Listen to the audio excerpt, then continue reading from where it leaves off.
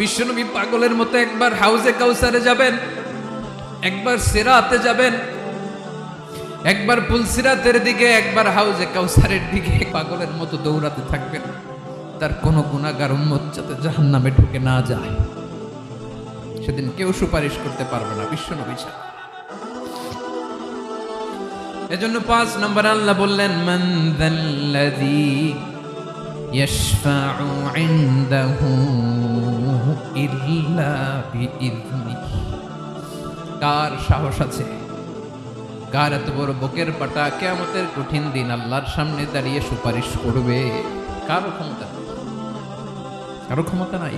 বিশ্বনবী সেদিন সিজদায় পড়ে উম্মতের জন্য কাঁদবেন, সবাই কাঁদবে, নফসি নফসি, আল্লাহ আমারে বাঁচাও, আল্লাহ আমারে বাঁচাও। বিশ্বনবী বলবেন, উম্মতি উম্মতি।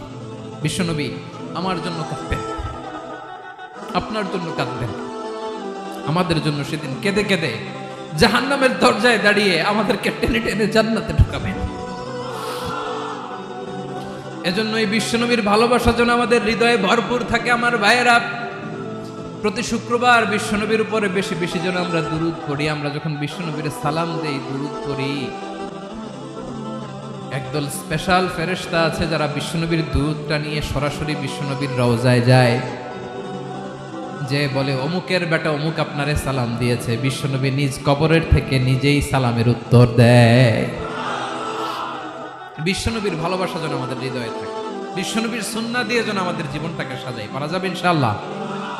বিশ্বনবীর ভালোবাসা ছাড়া কেউ জান্নাতে ঢুকতে পারবে?